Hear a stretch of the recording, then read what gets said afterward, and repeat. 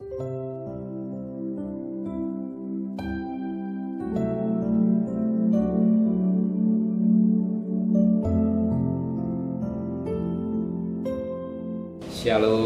pagi bersama kita tundukkan kepala, kita pejamkan mata sejenak.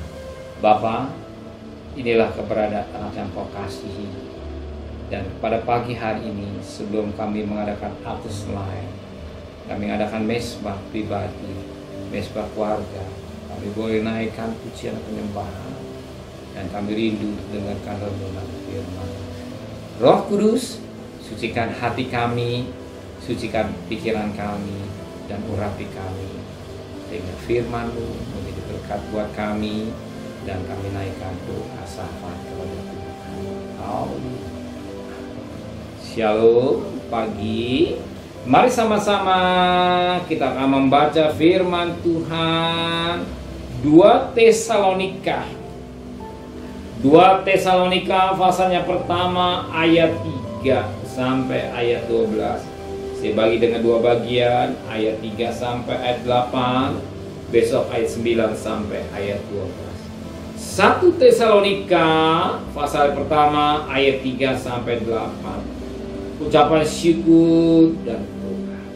Kami wajib selalu mengucap syukur pada Allah karena kamu saudara, dan memang patutlah demikian karena imanmu makin bertambah-tambah dan kasihmu seorang akan yang lain makin kuat di antara kamu. Sehingga dalam jemaat-jemaat Allah kami sendiri bermega tentang kamu karena ketabahanmu dan imanmu dalam segala penganiayaan dan penindasan yang kamu derita. Suatu bukti tentang adilnya penghakiman Allah yang menyatakan bahwa kamu layak menjadi warga kerajaan Allah.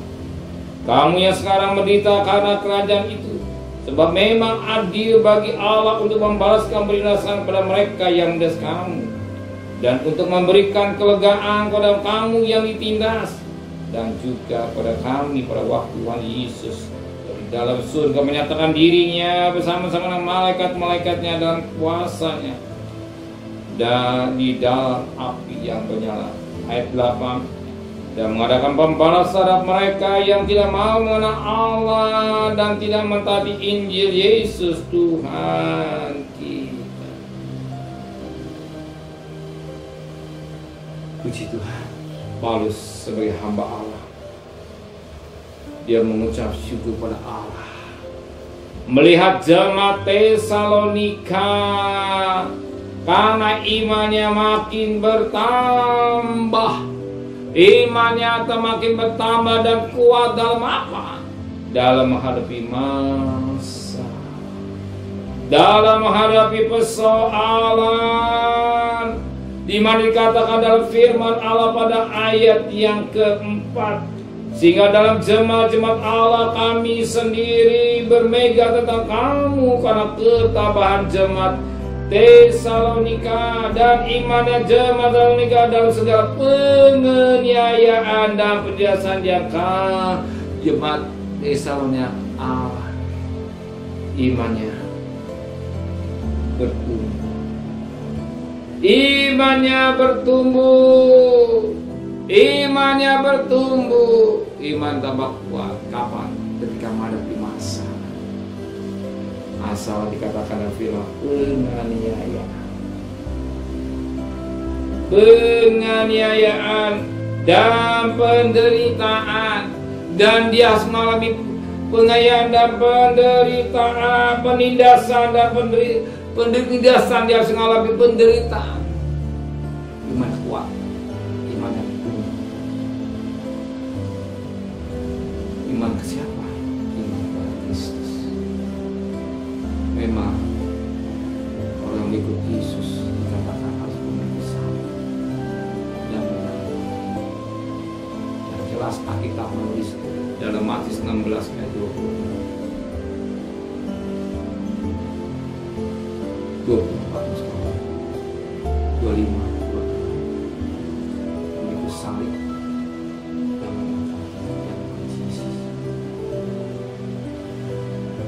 untuk Yesus. Apa arti kita memiliki dunia? Firman Allah mengingatkan kita untuk kita semua, sekalipun harus menghadapi tantangan hidup, menghadapi masalah, menghadapi persoalan, iman kita tetap kuat.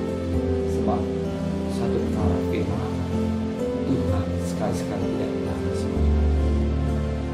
Tuhan sekali-sekali tidak membiarkan saudara.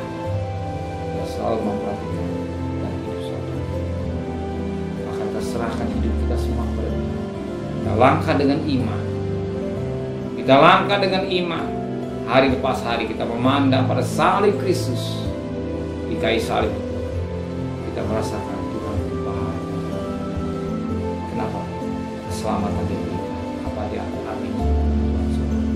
Sekali harus menghadapi tantangan, kali menghadapi persoalan, tetap kuat dan iman kita teguh.